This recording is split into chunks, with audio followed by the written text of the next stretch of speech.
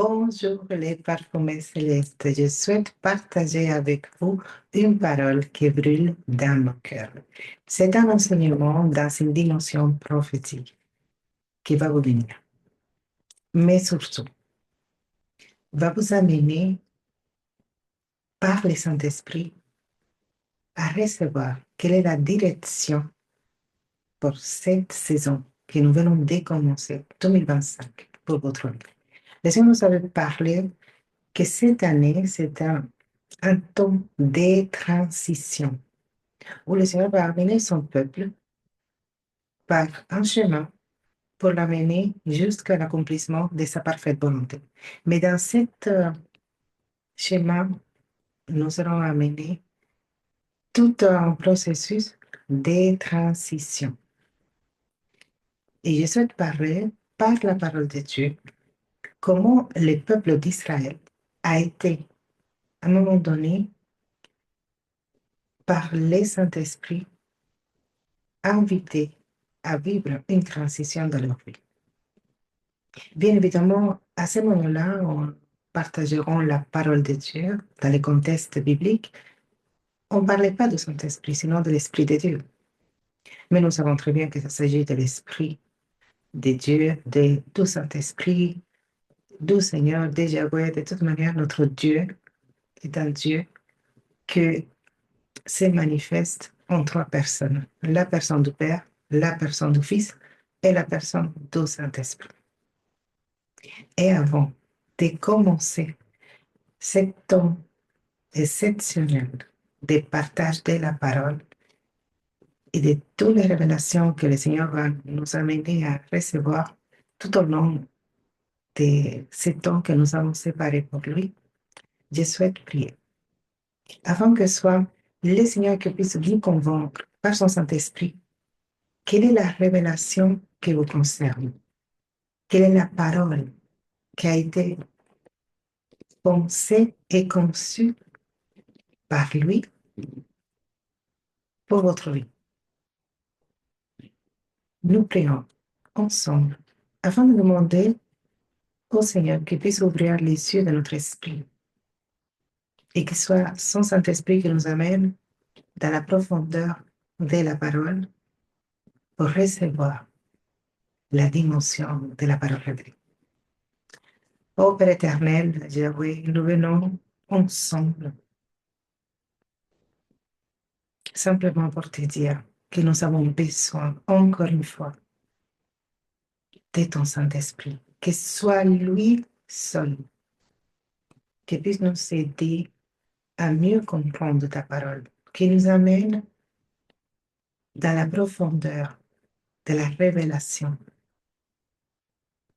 Que ta parole vienne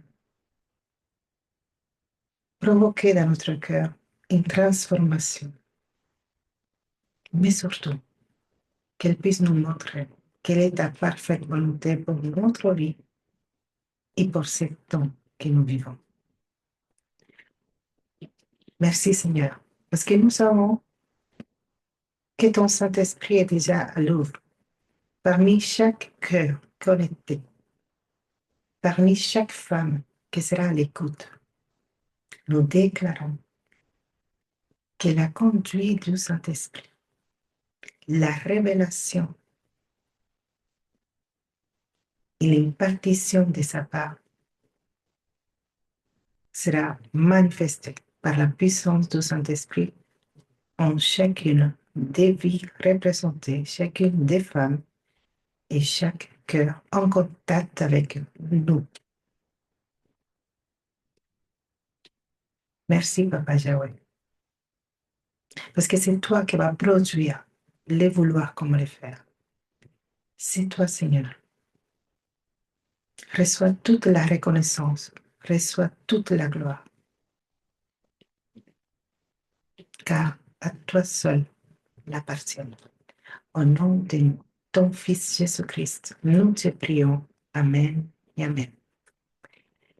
Et nous allons partager une parole que je sais que à plusieurs vous a déjà parlé. C'est une parole que nous connaissons tous et que c'est très parlant, la parole. C'est une de mes préférées.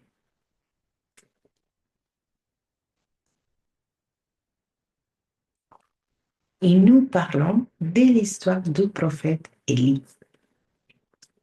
Nous allons lire 1 Roi, chapitre 18, à partir du verset 20. Cherchez dans votre Bible. Il suffit de mettre pause et ne soyez qu'à l'écoute. Si vous êtes en train, je comprends bien, de faire peut-être le ménage, de faire des tâches autres que ménagères, si vous êtes en train peut-être de travailler, n'importe quelle autre activité qui ne vous permet pas de s'arrêter pour prendre une Bible, pour prendre des notes, je comprends très bien. Mais si vous avez la possibilité d'arrêter, juste rester connecté, je vous demande de prendre un instant pour chercher votre Bible et surtout de quoi écrire. Parce que je sais que le Seigneur va vous parler. Le Saint-Esprit va, au fur et à mesure, le partage de la parole va se faire. Vous aurez à recevoir des révélations, je suis sûre et certain. Parce que le Seigneur va parler à votre cœur. 1 Roi, chapitre 18, à partir du verset 20. La parole dit, Akab envoya des messagers à tous les Israélites. Eux, il rassembla les prophètes au mont Carmel. Alors, Élie s'approcha de tous les peuples et dit, Jusqu'à quand sauterez-vous d'un pied sur l'autre? Si c'est le Seigneur Yahweh qui est Dieu, suivez-le. Si c'est les Baal, suivez-le. Les peuples ne lui répondaient rien. Élie dit au peuple, Je suis resté moi seul, prophète du Seigneur Yahweh. Et il y a 450 prophètes du Baal, que l'on nous donne 2 taureaux, qu'il s'est choisi un taureau et qu'il se découpe et qu'il mettant sur les voies sans y mettre le feu. Quant à moi, je préparerai l'autre taureau et je les placerai sur les voies sans y mettre le feu. Vous invoquerez le nom de votre Dieu et moi, j'invoquerai le nom du Seigneur Yahweh, le Dieu qui répondra par le feu. C'est celui-là qui sera Dieu. Tous les peuples répondit d'accord. Nous continuons le verset 25 qui dit, Élie dit au prophète Baal, choisissez-vous un taureau, préparez-le les premiers, car vous êtes les plus nombreux. Invoquez le nom de votre Dieu, mais ne mettez pas le feu. Ils prirent les taureaux qu'on leur donna et les prépareront et ils invoqueront les noms du Baal. Depuis le matin jusqu'à midi, en disant Baal, réponds-nous. Mais il n'y a eu ni voix ni réponse. Il, sau- il sautait devant Il sautait devant l'autel qu'il avait fait.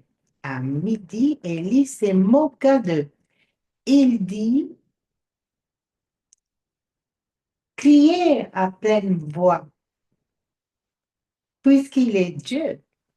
Il doit penser à quelque chose, ou bien il est occupé, ou encore il est en voyage, peut-être qu'il dort ou qu'il va se réveiller. Il crierait à pleine voix.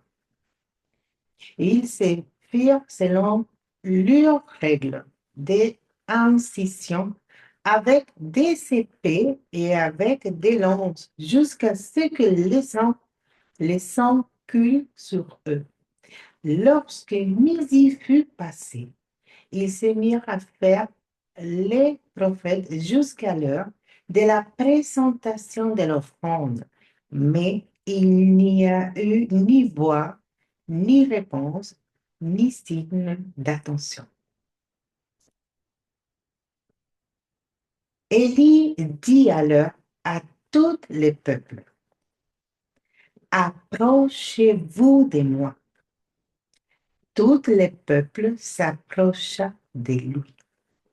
Alors, Élie s'est mis à restaurer l'autel du Seigneur Yahweh, qui avait été rasé.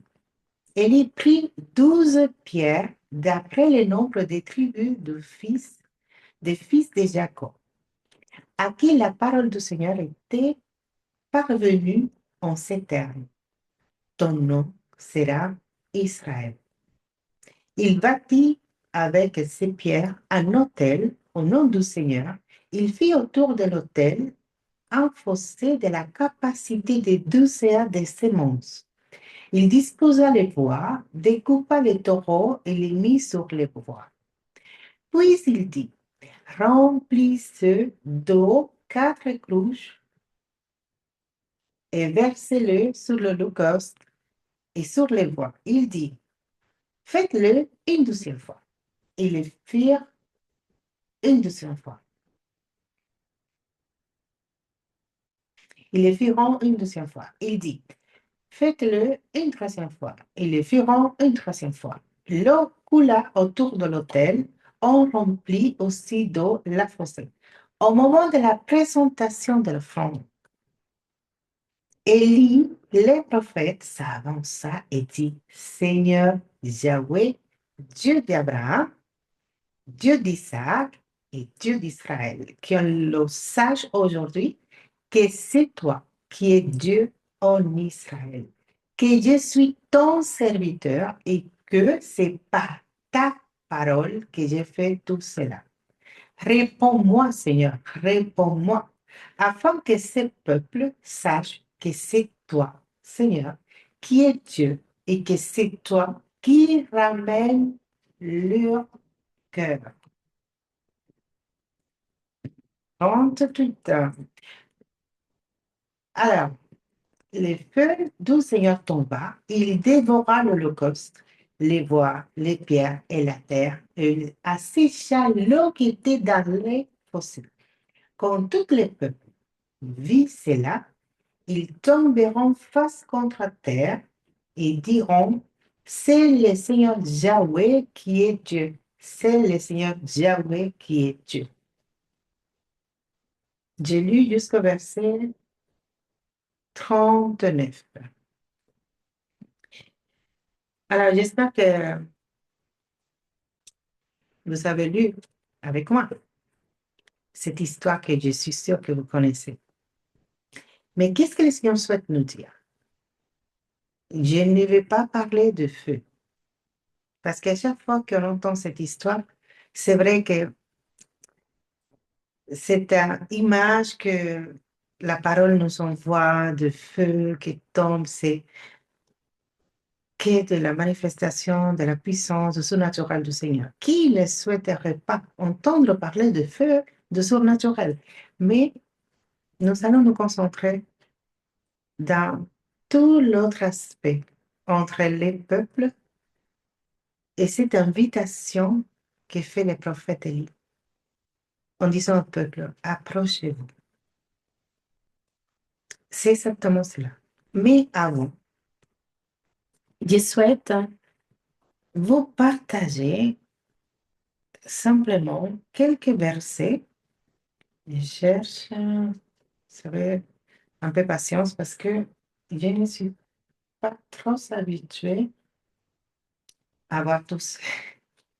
J'ai la tablette, j'ai mon téléphone aussi avec des notes parce que comme ça fait pas très longtemps que je suis en train de préparer toutes mes notes, alors j'ai mon téléphone, j'ai la tablette et je dois regarder vers la caméra. Alors, un peu de patience. Mais le plus important, c'est entendre la parole. Pas me regarder moi. Si vous souhaitez, ne me regardez même pas. Alors, je souhaite d'abord qu'on puisse comprendre pourquoi c'était important que le peuple s'approchât du prophète. Pourquoi le prophète fait cette invitation au peuple? Venez, approchez-vous. Pourquoi? Si, quand les feux arrivent, même si on est dans une distance de 100 mètres, même plus, forcément, au moins la fumée, on va voir. Alors on n'a pas besoin de s'approcher pour que le Seigneur puisse manifester sa puissance. Vous savez, c'est tellement important de comprendre cela pour mieux discerner ces temps de transition où le Seigneur est en train de nous inviter également à nous approcher avec confiance. Mais qu'est-ce qui a empêché le peuple de le faire avant? Oh, plutôt, qu'est-ce qui a amené le peuple à s'éloigner au point qu'il fallait les rappeler que pour faire cette offrande des sacrifices, il fallait s'approcher. Nous allons comprendre en surtout regardant, ou plutôt lire, de qui s'agit cette offrande qui était amenée à le peuple à se partager. Parce que la parole dit,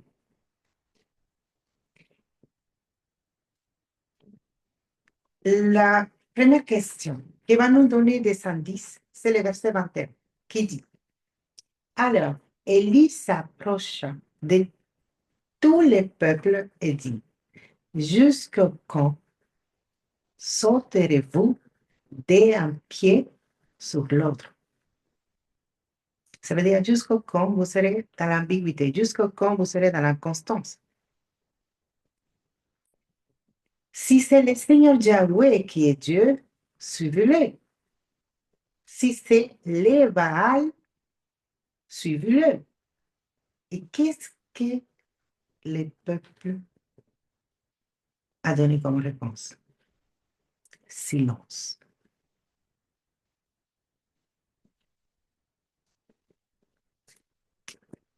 Du silence. Avant même de,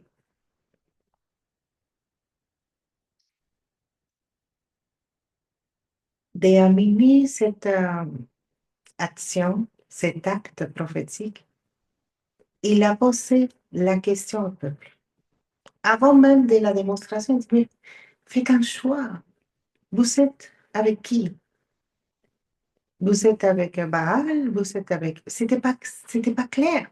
Si Élie a posé la question, c'est parce que ce n'était pas clair.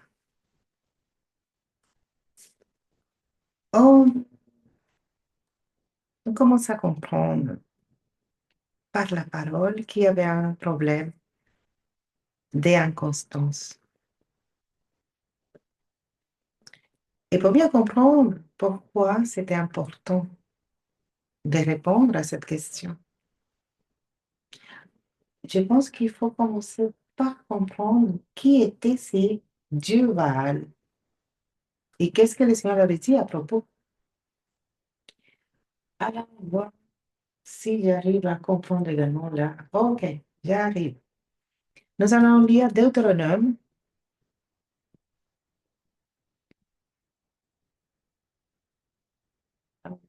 C'est pas la Bible d'habitude, mais on va y arriver. Deutéronome chapitre 9 jusqu'au verset, non, Deutéronome chapitre 18, pardon, à partir du verset 9 jusqu'au verset 13. Lorsque tu entreras dans les pays que le Seigneur ton Dieu te donne, tu n'apprendras pas à imiter les abominations de ces nations-là. Qu'on ne trouve chez toi personne qui fasse passer son fils ou sa fille par le feu. Personne qui se livre à la magie, qui cherche des présages, qui pratique la divination ou la sorcellerie. Nous voyons que c'est séparé, hein?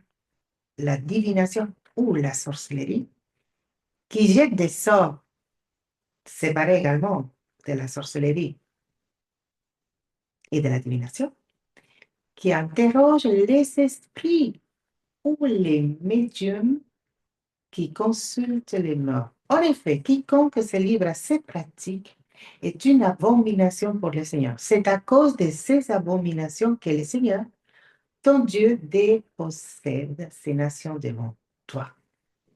Tout sera parfait à l'égard du Seigneur, ton Dieu.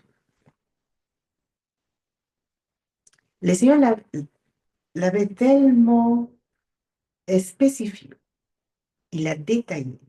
Il n'a pas simplement dit de ne pas se prosterner devant les dieux étrangers. Il a spécifié toute pratique, toute activité en lien avec ce type de culte fait à ces dieux-là. Tout ce qui concerne les cultures en relation, parce qu'il dit tout n'apprendra pas. On commence à mieux comprendre la question qui a posé le prophète Élie. Et pourquoi surtout le peuple est resté en silence? Parce qu'il savait. Qu'est-ce que le Seigneur avait établi en Deutéronome? Qu'est-ce que le Seigneur avait dit à plusieurs reprises concernant ces abominations? Et qu'est-ce que eux, dans leur cœur, étaient en train de... La réponse a été silence de leur part. On continue. Nous allons maintenant lire Juge,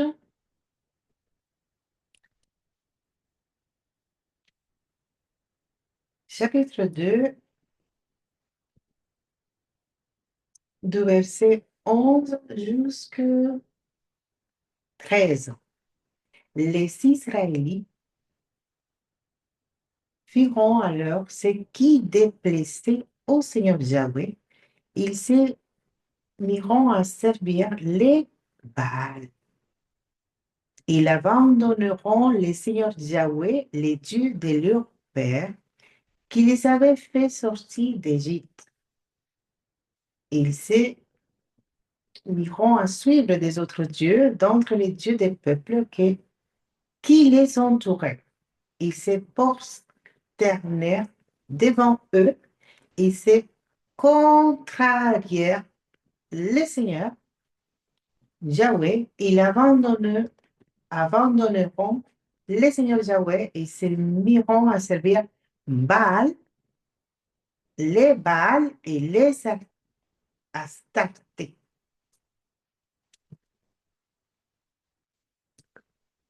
Si nous lisons 1 Roi, chapitre 14,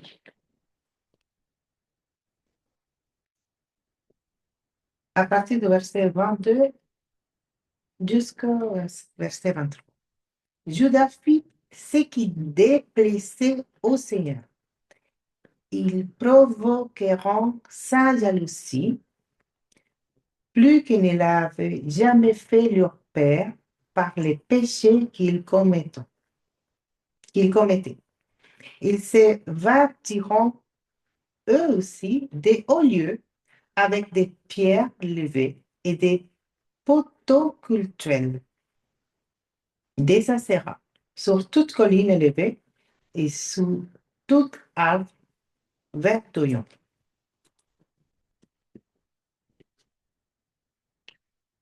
Et si nous continuons à lire, cette fois-ci 2 Chroniques, chapitre 28, à partir du verset 2. Il suivit les voies des rois d'Israël. Il fit même des idoles de métal fondu pour les Baals. Il offrit de l'eau encensée dans la vallée du fils d'Hénon et fit dévorer ses fils par le feu, imitant ainsi les abominations des nations que le Seigneur avait dépossédées devant les Israélites. Il offrait des sacrifices et de l'encens dans les hauts lieux, sur les collines et sur toute arbre verdoyant. J'aimerais que vous prêtez attention au verset 3.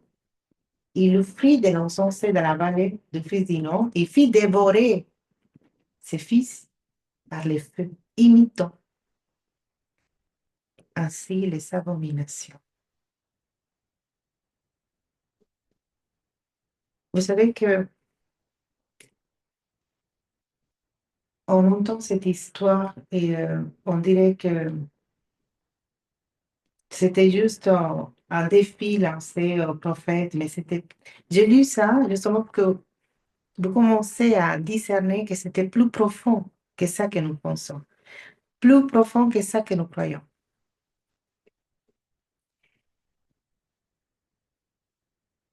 Oh, oui, nous allons lire tout le verset encore. Osée, chapitre 4, à partir du verset 12. Mon peuple interroge son morceau de bois. C'est son bâton qui lui parle, parce qu'un souffle de prostitution les égare. Ils se prostituent loin de leur Dieu. Ils sacrifient, ils sacrifiant sur les sommets des montagnes. Ils offrant de l'encens sur les collines, sous un chéni, un peuplier, un térébinthé dont l'ombre est plaisante. C'est pourquoi vos filles se prostitueront et vos belles filles seront adultères. Dernier verset.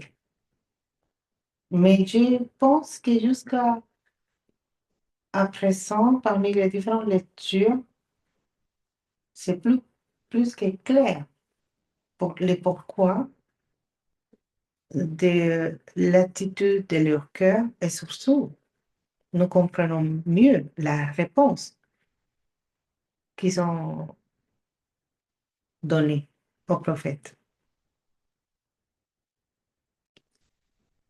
1 Samuel, chapitre 7, à partir du verset 3.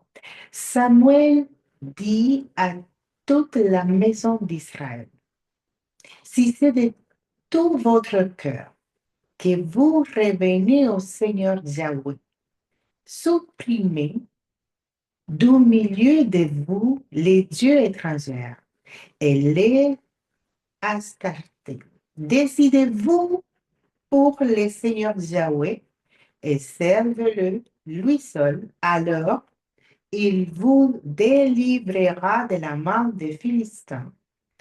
Les Israélites supprimeront donc les Baals et les Astartés et ils serviront le Seigneur Yahweh seul. Cette question qu'a posée le prophète Samuel nous fait penser justement à la question qui a posé, c'est inconstant. J'aimerais tellement lire à nouveau ces dernières. Si vous voyez, le prophète Samuel est en train de faire exactement la même action que les prophètes Élie. La seule différence, c'est qu'à ce moment-là, le peuple a donné une réponse. Et je pense que ces réponses Et ces actions, parce qu'il dit, les Israélites supprimeront donc les Baals et sont tout démolis. Les hauts lieux sont détruits, tous les cultes, tout, les images, tout, mais ils ne sont pas détruits de leur cœur. Pourquoi? Parce que nous voyons après, au moment des rois Akab, comment le peuple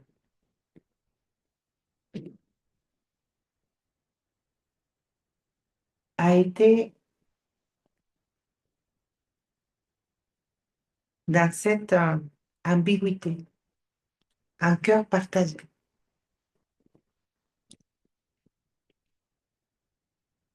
Nous répétons la question, le verset 21. Nous comprenons maintenant qui est Baal. Alors, je vous parle un peu. Baal, c'était pas le dieu principal des Cananéens, mais le plus important. Pourquoi? Parce que Baal, euh, c'était un dieu où les peuples demandaient la prospérité en parlant de tout ce qui est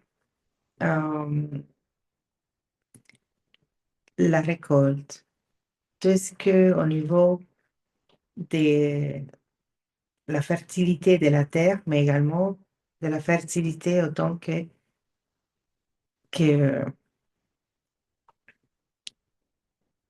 pour les femmes. Alors, c'est Dieu, il disait que c'est lui qui faisait qu'il puisse avoir la pluie au moment de l'été. C'est pour ça qu'il y avait des cultes spécifiques pour demander la pluie. Au moment aussi de l'hiver, il demandait à ces dieux de les amener à pouvoir avoir une récolte abondante. Il savait certaines pratiques, mais les cultes, même si on a lu, à part toutes les immoralités sexuelles, tous les dépravations, c'était aussi les sacrifices des enfants. C'est-à-dire que le peuple prenait ses enfants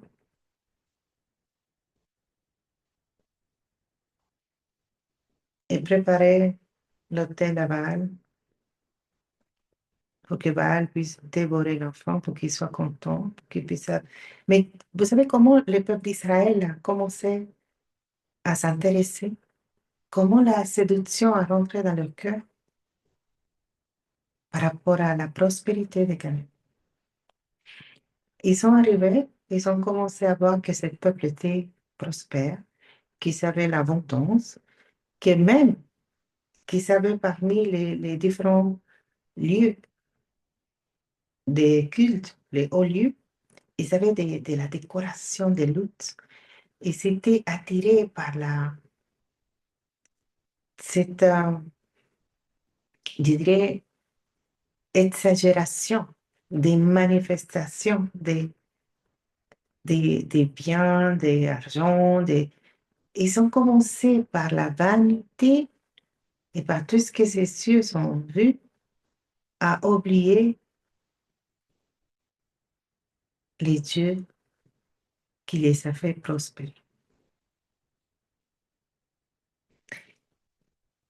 Les Baals. Mais il n'y avait pas que Baal, il y avait aussi cette... parce qu'il s'est marqué 400, 400 et alors dit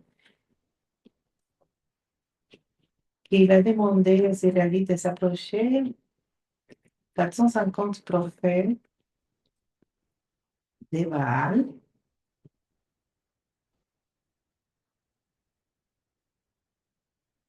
Oui, 450 prophètes de Baal et les 400, oui, 400 prophètes d'Asera. Asera, c'était la version féminin. C'était la même famille avec différentes représentations. Alors, comment c'est possible que ce peuple, où Dieu a tellement manifesté sa bonté, sa fidélité, a pu s'oublier et s'est détourné de lui pour se prosterner vers Baal.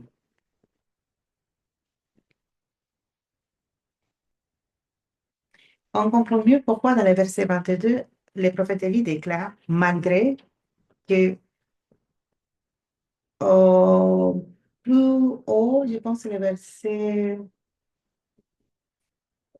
4 du même chapitre 13, il a eu une rencontre, une conversation avec Abdias.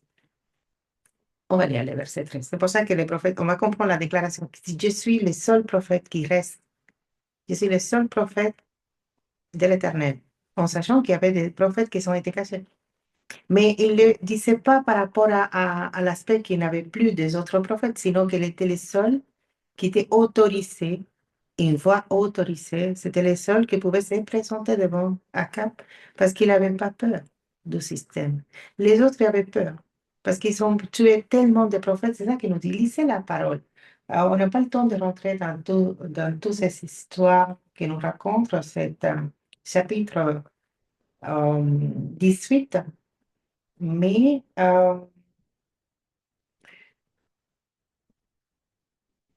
il dit dans le verset 4, lorsque Jezabel massacrait les prophètes du Seigneur, Abdias avait pris 100 prophètes, les avait cachés par 50 dans 2 grottes et les avait nourris de pain et d'eau.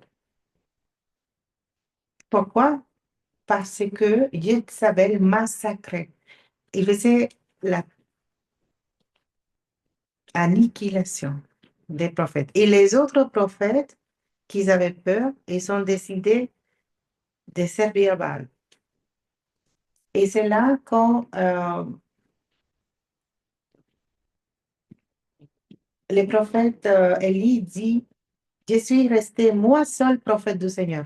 Pourquoi il dit? Parce que si à ce moment-là les autres étaient cachés par la peur, il était le seul autorisé à se présenter, à être en lumière pour justement lancer ce défi et aller questionner le peuple. Moi, quand je lis cette parole, la première fois, comme tout le monde, j'étais impressionnée de voir comment l'Éternel a pu, encore une fois, manifester qu'il est le Dieu véritable. Mais après, les hommes m'ont mis à creuser la parole autrement, depuis une autre position. Et c'est justement la position que je souhaite vous partager. Pas nous, pas nous focaliser sur le feu et surtout la démonstration, sinon sur le cœur des Israéliens, sur leur attitude. Alors, nous commençons maintenant. Après de toutes ces lectures, de faire cette introduction, surtout faisons cette point sur qui était Baal, le contexte. On ne peut pas raconter toute l'histoire en remontant au roi Akab et surtout pas sur son épouse Jezabel parce que je ferai un autre enseignement sur Jezabel et sa fille. Je vais faire les deux.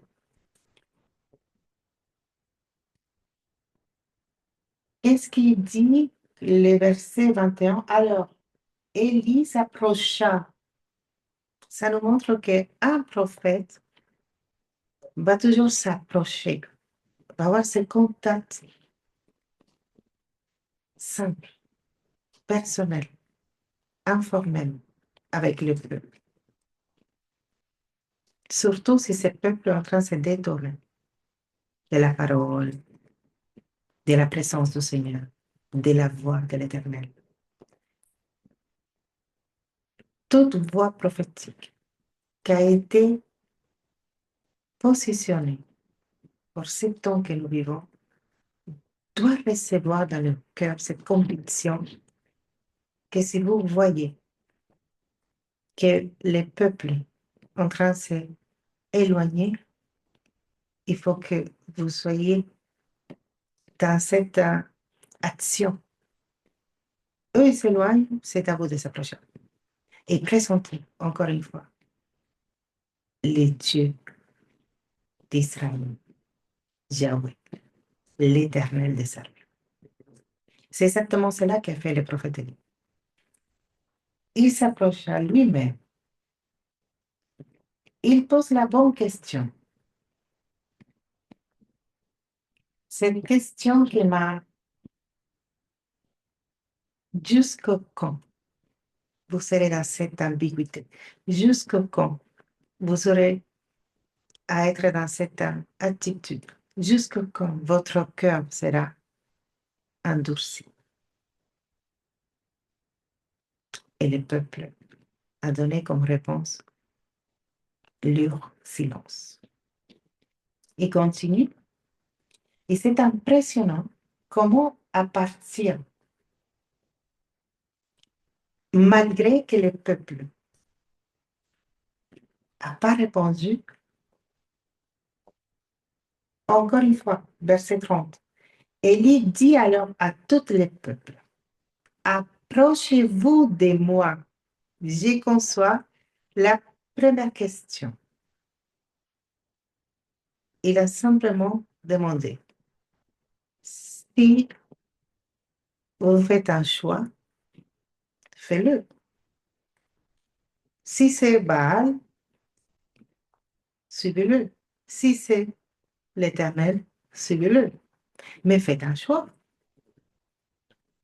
Malgré cela, après cette question, encore, approche, maintenant il dit, il ne présente pas l'Éternel, parce qu'il a vu déjà que eux, on, on peut interpréter un peu cette réponse, pas comment ça ne nous intéresse pas, non, non. Je crois que c'était là que commençait tout ce travail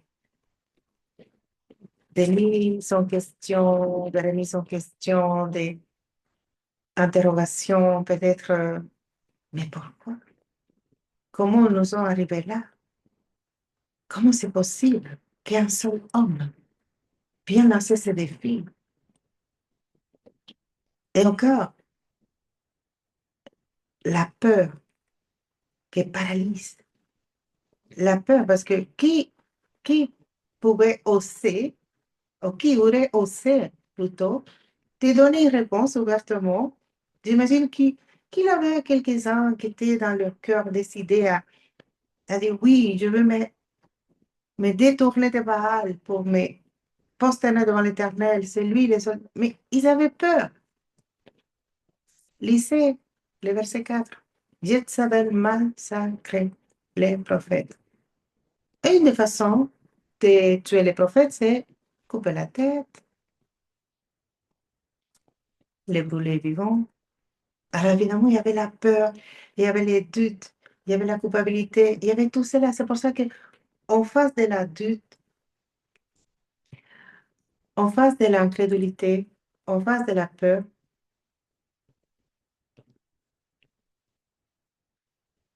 parfois, notre réponse est du silence. Pourquoi? Parce que la peur nous paralyse, tout simplement. Parce que l'incrédulité nous amène à penser, pas incrédulité envers l'Éternel, surtout envers nous. Est-ce que serons-nous capables cette fois-ci de rester constants? On a lu ça qui dit en Samuel, chapitre 7. Qu'est-ce qui s'est passé? Le prophète Samuel fait exactement la même action. Approchez-vous, détournez-vous. Eux, ils ont fait un acte de foi. Ils ont eu la repentance, ils se sont détournés. Pourquoi faire? Pour rester dans la même situation quelques temps après? Alors oui, cette incrédulité, disons, je ne vais pas y arriver. Ça va se répéter. Je connais déjà les femmes. Je connais déjà la finalité de tout cela. Ça va toujours se faire une sorte de que, par une raison ou une autre, on va retourner vers les valent, tous ces questionnements. On peut interpréter, on peut s'imaginer, même si ce n'est pas écrit. Et cette fois-ci, il dit, d'accord, je vois que vous êtes incapable. Vous ne pouvez pas ouvertement s'approcher de l'Éternel. Publiquement, ce n'était pas possible. Alors, je vous invite, approchez-vous de moi. Et c'est exactement cela qu'elle nous enseigne, qu'elle nous montre, qu'elle nous amène à voir quel est le rôle d'un prophète. Ramener le cœur. Mais avant cela, il faut que le prophète puisse s'approcher des cœurs. Et un prophète ne s'approche pas de cœur. Est-ce qu'Élie a donné une parole prophétique? Est-ce qu'Élie avait, il avait tout cet don, tout, on le voit bien après dans toute la parole, comment Élie était amené à faire des choses hors du commun, des choses surnaturelles. Élie pouvait donner une parole à chaque personne. Élie pouvait prophétiser, disons, Élie lui-même. Il a dit, approchez-vous de moi. Et je veux vous montrer qu'est-ce qu'il faut faire pour finir avec tous ces questionnements, avec toutes ces contrariétés, avec toutes ces incompréhensions et tout ce que le cœur est en train de livrer comme bataille à ce moment-là. Même si la réponse était silence, parfois nous gardons silence, mais il y a des expressions qui parlent plus que 1000 mots, des comportements qui vont crier de cet Adam. Il dit, approchez-vous de moi. Tout le peuple s'approcha de lui. Alors, Élie s'est mis à restaurer l'autel du Seigneur Yahweh. Oui, un prophète, une prophétesse, une voix prophétique, une personne prophétique sous l'onction de l'esprit de prophétie, qui a les dons de prophétie, s'approche et doit approcher le peuple de la personne du prophète, de Christ, de sa parole. Et il commence à restaurer l'autel. Parce que l'autel était détruit. Et le Seigneur nous dit dans sa parole qu'il a pris 12 pierres, d'après le nombre des tribus des fils de Jacob, à qui la parole du Seigneur était parvenue en ces termes. Ton nom sera Israël. Il bâtit avec ces pierres un autel au nom du Seigneur. Je me suis permis de chercher comment il fait bien la précision que c'était les, les fils de Jacob à qui la parole était parvenue en ces termes. Bien, bien précisé, c'est bien précisé. Ton nom sera Israël. Il fait bien cette remarque et en mettant l'accent sur les noms. Et moi, je suis allée voir la signification justement des noms de ces 12 tribus qui représentaient les pierres qu'il est en train justement. J'ai commencé à creuser, d'ailleurs, je vais parler, qu'est-ce que ça veut dire les noms Élie. C'est un prénom d'origine hébraïque. Élie veut dire le Seigneur est mon Dieu. Ça vient de l'hébreu Elijah ou Elijahu. Elle, c'est Dieu. Élie, mon Dieu. Et il y a des autres traductions qui disent mon Dieu, Yahweh, source de bonté et de bénédiction. Le nom d'Élie est donc une confession de foi, une conviction spirituelle. Mon Dieu, c'est lui que Dieu choisit d'adorer. Pourquoi pensez-vous que le prophète Élie est en train d'inviter le peuple? OK, je vois que vous n'êtes pas en condition de faire un choix. Si c'est le Baal, votre Dieu, suivez-le. Si c'est l'Éternel, Yahweh, suivez-le. Silence. Il n'y a pas cette condition. Ce qui m'impressionne de cette prophète, c'est que malgré que peut-être il s'attendait à une autre attitude, il n'était pas déçu. Il n'était pas dans les jugements. Il a continué. Et le même peuple qui n'a pas pu répondre, c'est lui maintenant qui s'approche d'eux. Je vois que vous n'êtes pas en capacité de décider, de faire un choix, parce que vous avez peur. Je vais vous aider. Approchez-vous maintenant de moi. Pourquoi? Qu'est-ce que ça veut dire le nom de lui? Il est en train de dire, approchez-vous de moi parce que, alors que je puisse, ok, ok. Mon Dieu, c'est lui que j'ai choisi d'adorer, de chercher, c'est lui qui m'inspire, n'est pas un Dieu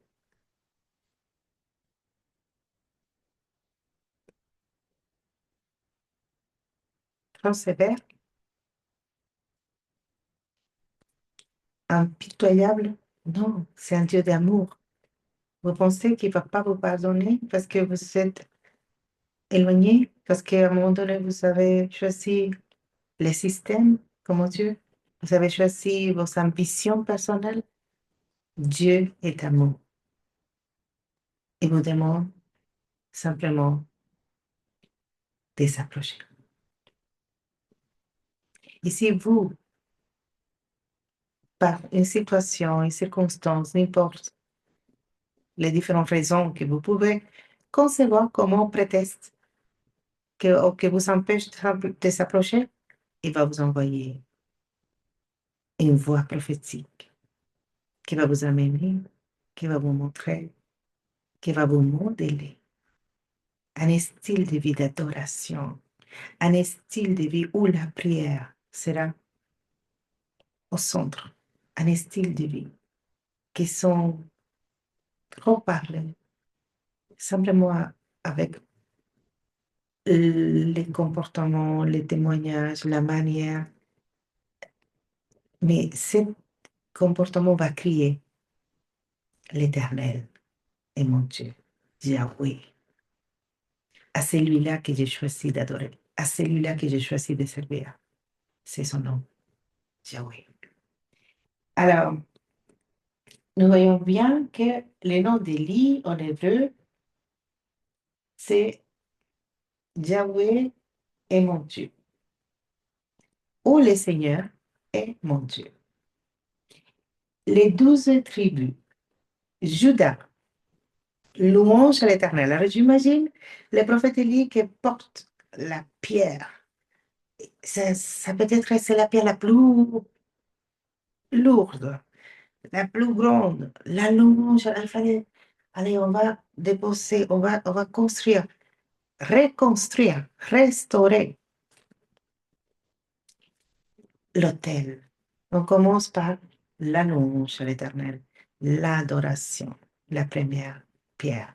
Je ne sais pas si on va voir tous les noms, j'espère. Deuxième, Issachar. récompense. Saboulons des murs. Louvain, montrer les fils. C'est certainement la prière qui a été faite au moment de concevoir cet enfant. Voyez les fils, montrer les fils. Siméon et Osmond. Gad, bonheur, réussite. Ephraim, fertilité, fruit. Je ne sais pas si vous comprenez ce qui est en train de se passer. Quelle est la réponse de l'Éternel à travers cette action? Et je vais simplement continuer à vous amener dans cette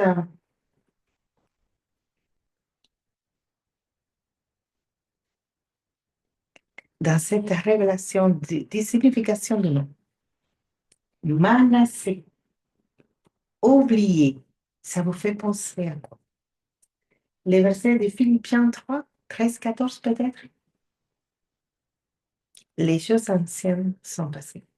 Qu'est-ce qu'il dit le verset de Philippiens? Tout le monde connaît ce verset. Chapitre 3, verset 13. Oublions ce qui est en arrière et me portons vers ce qui est devant. Oh, en avant, je cours vers les buts. Moi, j'aimerais rajouter autre verset. Je cours vers les buts en fixant mes yeux vers l'auteur et le consommateur de la foi, Jésus-Christ. Oubliez, en fait, c'était peut-être la pierre la plus difficile à porter.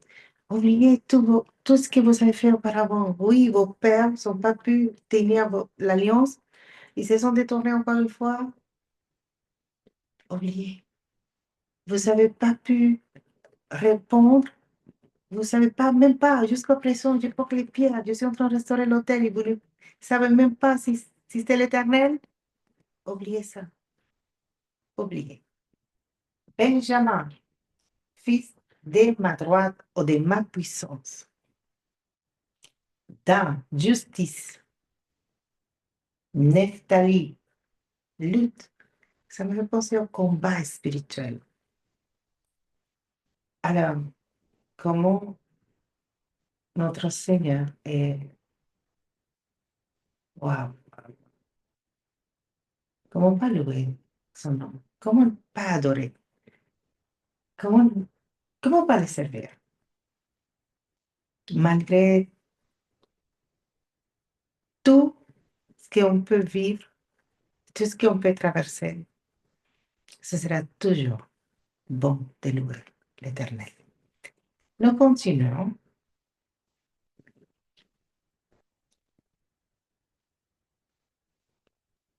Et commence à reconstruire, à restaurer. Si vous pouvez, je sais que vous prenez des notes. Mettez-vous, juste, faut pas oublier de faire une déclaration avec la signification de chaque nom. En disant, je déclare par la puissance du nom de Christ que l'adoration sera restaurée dans ma vie. Que je porterai les fruits du Saint-Esprit. Que la justice de Dieu sera manifestée. Chaque signification du nom. Qu'est-ce que pensez-vous que vous devrez restaurer dans votre vie? Quel est l'autel que vous devez restaurer dans votre vie? En parlant de l'action. Et je vais faire une parenthèse. Car je ne vais pas laisser passer l'occasion pour parler d'un prophète qui fait des actions. C'est un prophète qui est également un intercesseur prophétique. Parce que l'intercession prophétique, c'est toute action guidés et conduits par le Saint-Esprit pour manifester la justice de Dieu sur terre ou pour ramener le cœur vers les pères et les pères vers les fils. Déception. Nous voyons clairement déception amenée par un prophète. Et je vais insister qu'il n'a pas prophétisé. Je ferme la parenthèse. Nous continuons notre lecture à Roi chapitre 18.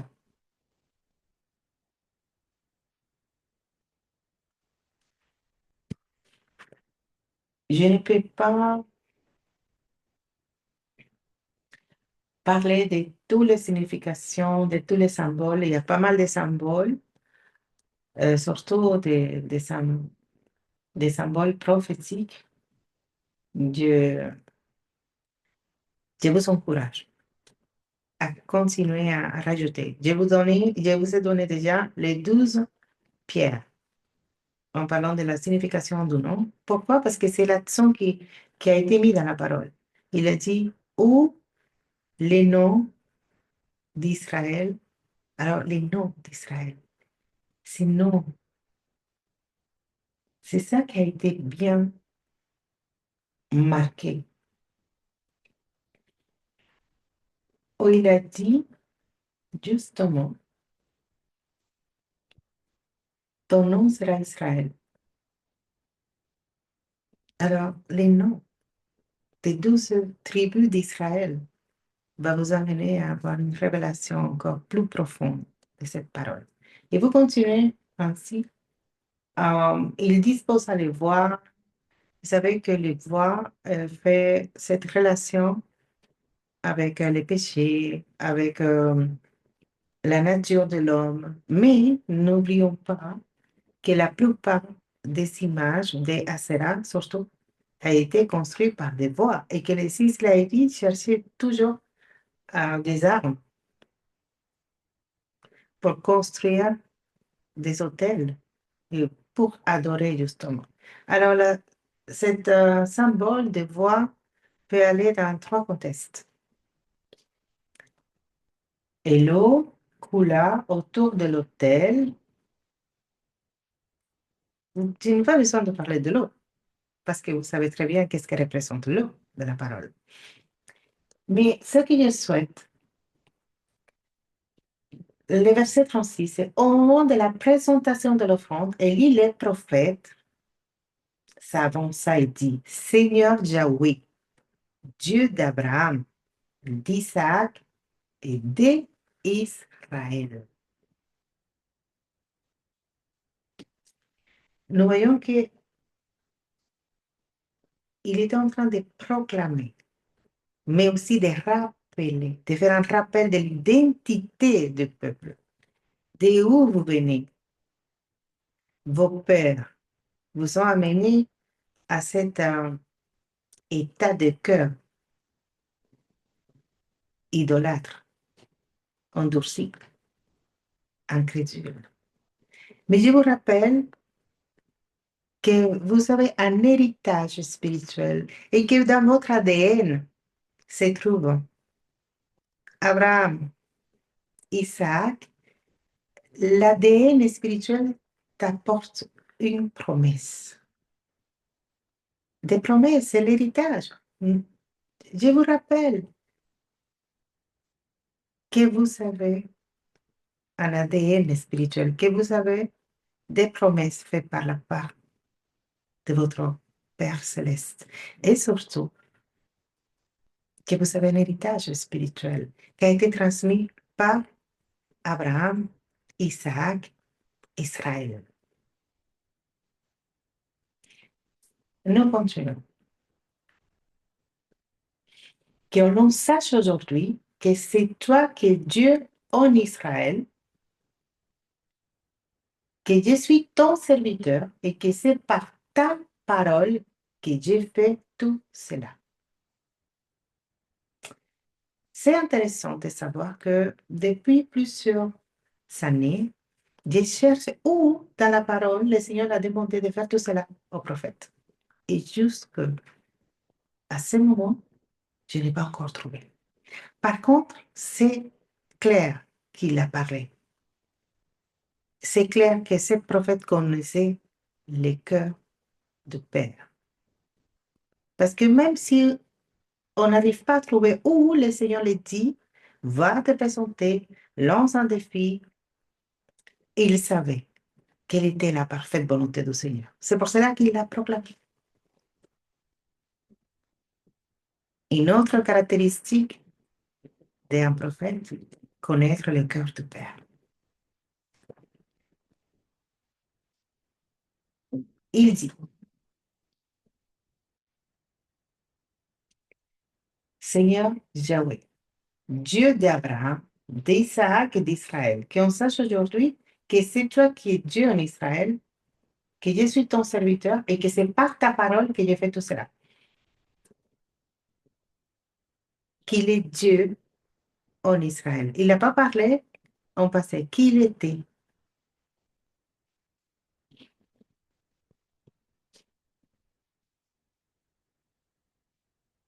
Qu'est-ce que fait justement la religion quand vous êtes éloigné, quand vous êtes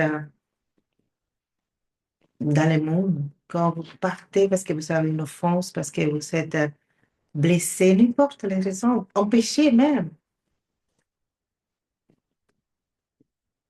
Il ne parlera pas en prison. Elle a été chrétienne, elle était dans le Seigneur avant. Oui, elle était. Alors que quand le fils prodigue est parti, a pris son héritage, est retourné, le papa n'a jamais dit, il était mon fils et maintenant il devient encore parce qu'il retourne. C'était toujours son fils. Qu'il était là, qu'il n'était pas là, qu'il part, c'est son fils. De la même manière, notre Père céleste souhaite qu'on s'approche et qu'on se rappelle qu'on appartient à une famille. Je crois que justement, cette déclaration du prophète Élie, c'était, je vous rappelle que vous appartenez à une famille, à la famille de l'Éternel. Je vous rappelle que vous avez un ADN spirituel qui a été transmis de génération en génération. Je vous rappelle que vous avez des promesses, de la même manière que les gens sont en train de vous rappeler que vous avez des promesses et que vous avez un héritage spirituel et que ce n'est pas parce que temporellement, par des circonstances, par des raisons, par des situations qui ne sont même pas importantes, que à ce moment même, vous êtes peut-être dans un état d'ambiguïté par rapport à la culpabilité parce que vous ne savez pas trop si j'ai le droit de m'approcher, si je peux ou pas retourner. Le peuple avait donné une réponse, silence. On peut aussi dire un peu d'indifférence. Il déclare que c'est le Dieu d'Israël. Avant qu'il montre qu'il était le Dieu d'Israël, le prophète déclare, c'est le Dieu de ce peuple. Pourquoi? Parce que Dieu n'a pas besoin de notre sacrifice, de notre offrande. Il n'a pas besoin de notre service pour être Dieu. Il est Dieu au-dessus de tout. Il était déjà Dieu.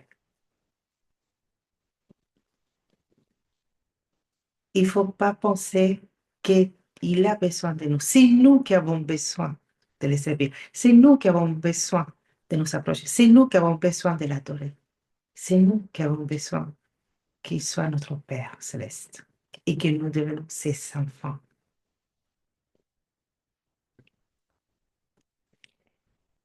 Réponds-moi, Seigneur, verset 37.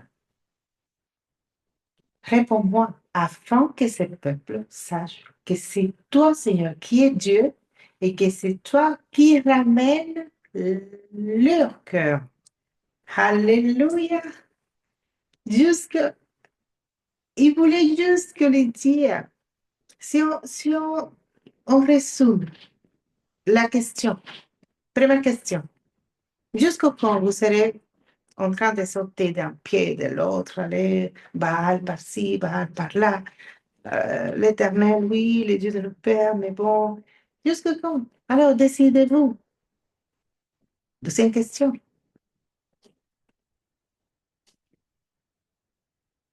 Souhaitez-vous s'approcher de l'Éternel? Silence. Tout silence.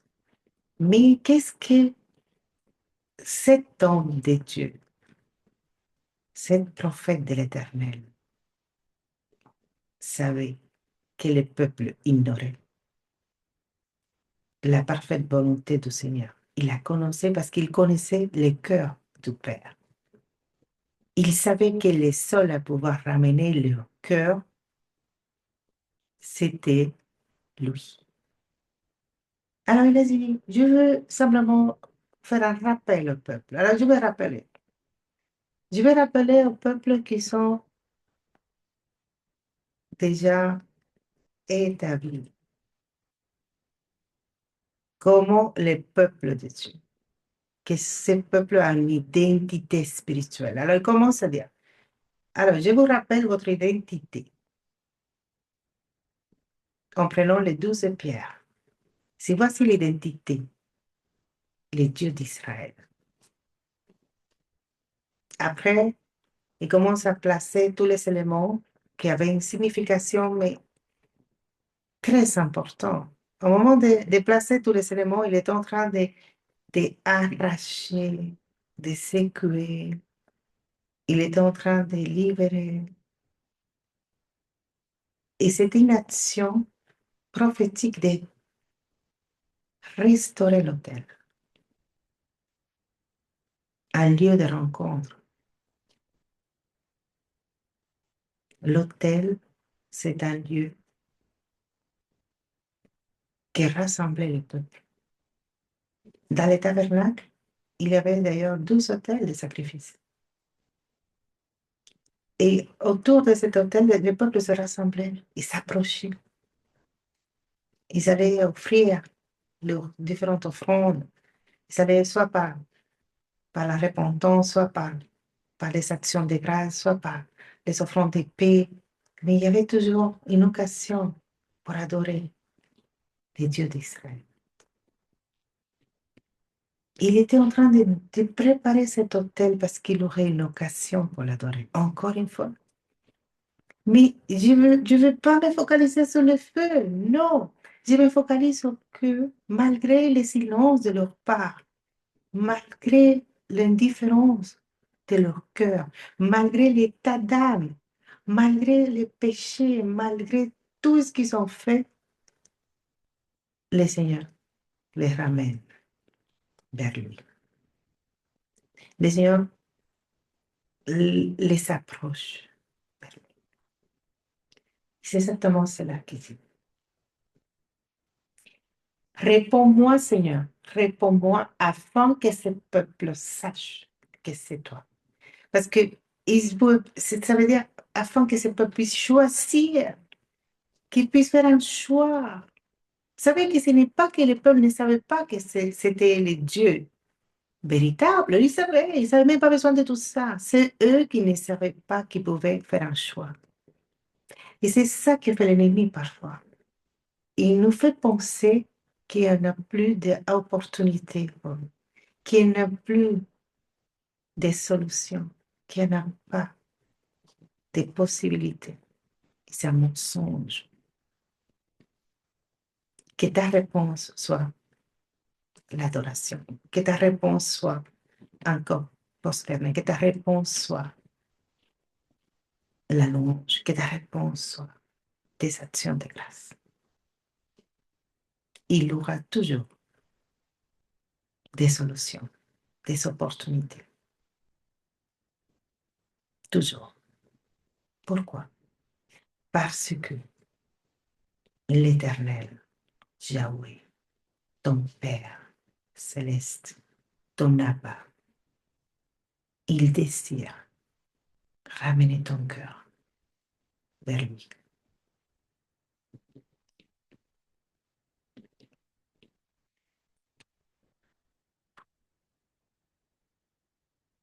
Réponds-moi, Seigneur, réponds-moi, afin que ce peuple sache que c'est toi, Seigneur, qui es Dieu et que c'est toi qui ramènes leur cœur. Ce n'est pas les prophètes qui ramènent le cœur. Les prophètes provoquent. Les prophètes vont faire la mise en place. Les prophètes vont approcher le peuple, on va s'approcher par la parole, par leur témoignage, par leurs fruits. Les prophètes vont préparer l'autel, vont restaurer, vont prier, vont proclamer, mais c'est Yahweh qui ramène leur cœur. C'est le Saint-Esprit qui va vous convaincre des péchés. C'est le Saint-Esprit qui va vous donner la révélation. C'est le Saint-Esprit qui va vous guider. C'est le Saint-Esprit qui va confirmer à votre esprit. Oui,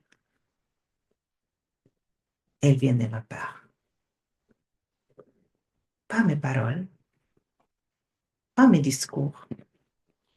Je n'ai pas besoin de vous prophétiser. Je n'ai pas besoin de vous... Non, il n'a pas fait ça.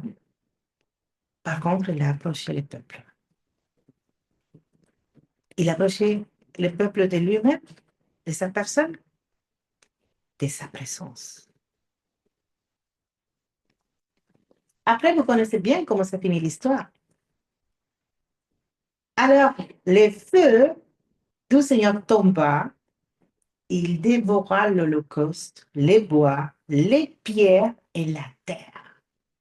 Encore des symbologies qui je n'ai pas le temps de rentrer, mais c'est tellement fort là qu'avec les versets 38 et 39, je peux rester 1 heure.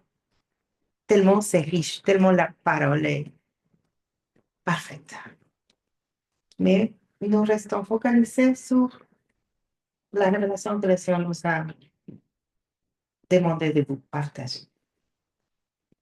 Quand tout le peuple vit cela,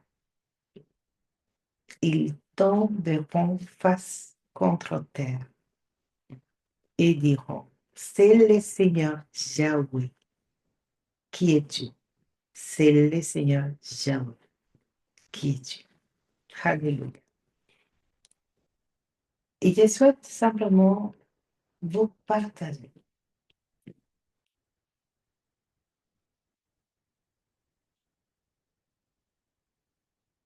en continuant justement dans ce même contexte.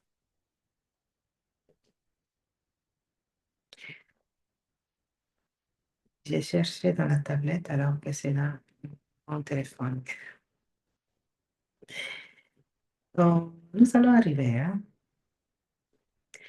Je vais simplement vous partager quelques versets avant de finir.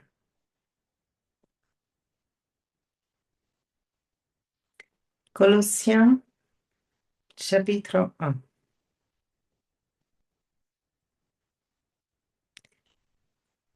Je souhaite lire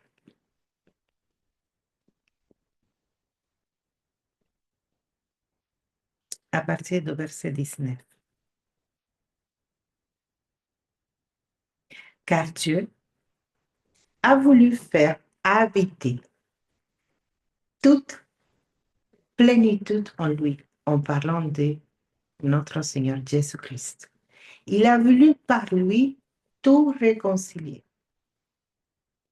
avec lui, même tant ce qui est sur la terre que ce qui est dans les cieux, en faisant la paix par lui, par le sang de sa croix. Et vous, qui étiez autrefois étrangers, ennemis par vos pensées et par vos mauvaises œuvres, Il vous a maintenant réconcilié par sa mort dans le cœur de sa chair, pour vous faire paraître devant lui saint, sans défaut et sans reproche. Si du moins vous demeurez fondés et inébranlables dans la foi, sans vous détourner de l'espérance de l'évangile que vous avez entendu. Et je veux continuer à lire.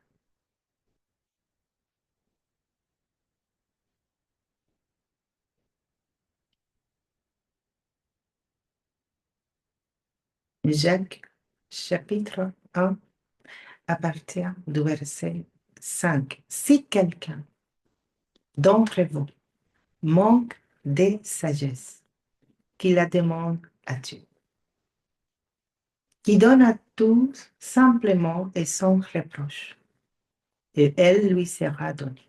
Mais qu'il la demande avec foi, sans douter, car celui qui doute est semblable au flot de la mer, agité par les vents et poussé des côtés et d'autres. Qu'un tel homme ne s'imagine pas qu'il recevra quelque chose du Seigneur. C'est un homme irrésolu, inconstant dans toutes ses voies.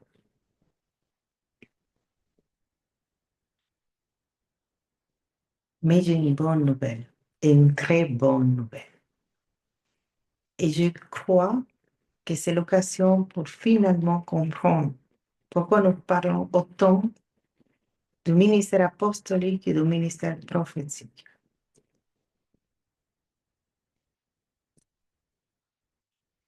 Apostolique, car nous sommes appelés à la multiplication, l'expansion de l'Église de Christ, mais surtout à annoncer, à proclamer la bonne nouvelle du royaume de Dieu. Que ce soit de cette vision, dimension, ministère, onction apostolique, ou que ce soit du ministère prophétique, vous serez aujourd'hui plus que jamais à mieux comprendre pourquoi l'ennemi a autant attaqué, a ciblé cette onction, en faisant croire que c'est une erreur. Éphésiens 4, à partir du verset 11. Eux, il a donné les uns comme apôtres, les autres comme prophètes, les autres comme évangélistes, les autres comme pasteurs et docteurs, pour le perfectionnement des saints, en vue de l'œuvre du ministère et de l'édification du corps de Christ, jusqu'à ce que nous soyons tous parvenus à l'unité de la foi et de la connaissance du Fils de Dieu, à l'état d'homme fait à la mesure de la stature parfaite de Christ. Ainsi, nous ne serons plus des enfants flottants et emportés à tout vent de doctrine par la tromperie des hommes, par leur ruse dans les moyens de séduction, mais en professant la vérité dans l'amour, nous croîtrons à tous égards en celui qui est le chef, Christ.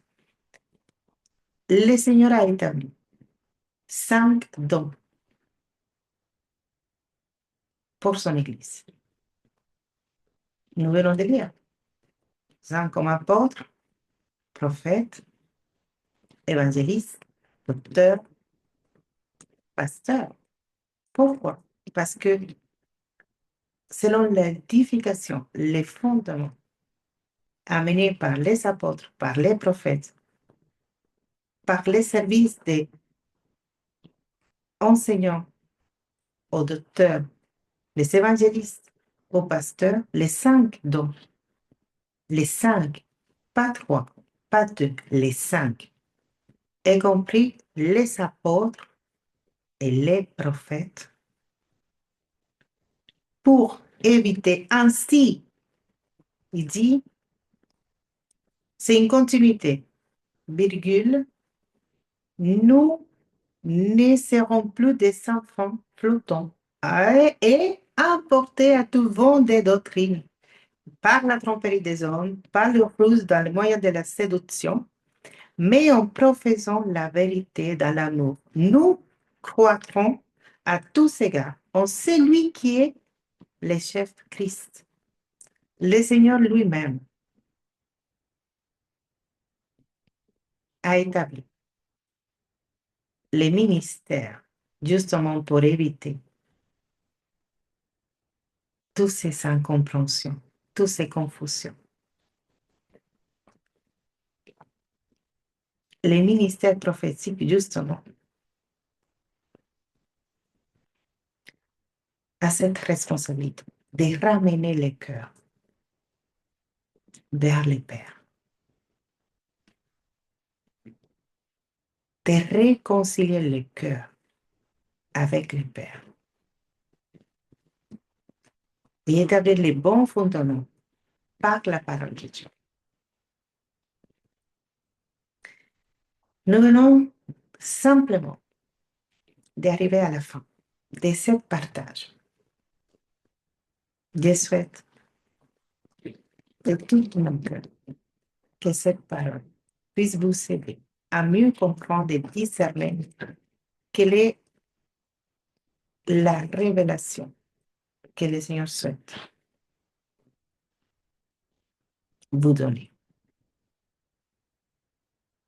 Et je vais finir par prier en déclarant justement cette parole de Colossiens, chapitre 1.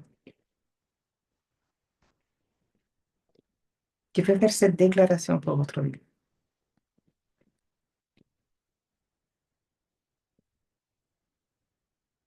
Il faut se rappeler que vous, qui étiez autrefois étrangères et ennemis par vos pensées et par vos mauvaises œuvres, il vous a maintenant réconciliés par sa mort dans le corps de sa chair, pour vous faire paraître devant lui saint, sans défaut et sans reproche.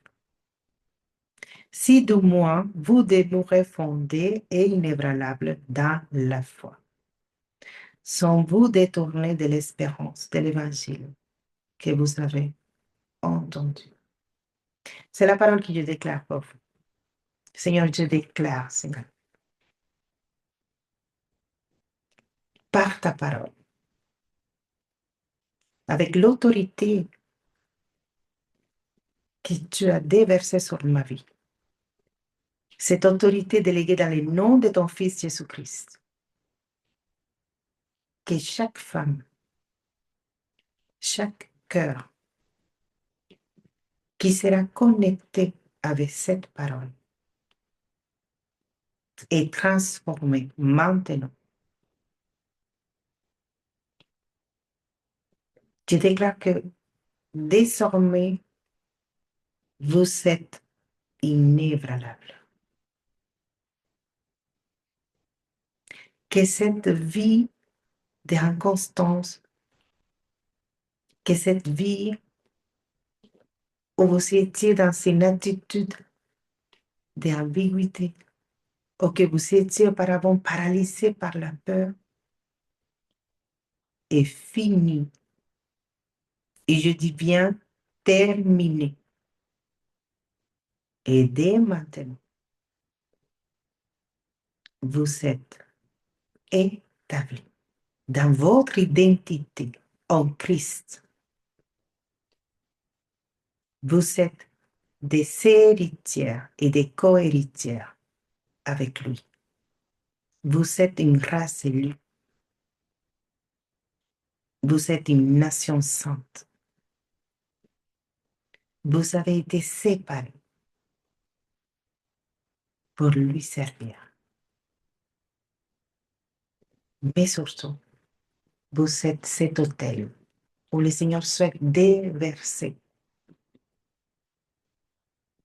sa gloire, où le Seigneur souhaite remplir de sa présence. Homanda kashere kema sotokore kema yakaya. Et maman yara kindra que je déclare que vous êtes maintenant assis. Et maman yara kohaso, vous êtes assis dans les lieux célestes. Pas parce que je le dis, sinon parce que c'est votre vérité. Parce que la parole nous dit que nous sommes assis avec lui dans les lieux célestes. Et c'est là où vous êtes assis, dans les lieux célestes. Vous n'appartenez pas au monde. Vous n'appartenez pas aux ténèbres. Vous appartenez à la lumière. Et vous, cette lumière. Hesheke Mayarako Hasura. Vous êtes saints et sans défaut. Hesheke Mayokore. Et oui, vous ne resterez pas sans réponse. Votre réponse sera un cœur posterné.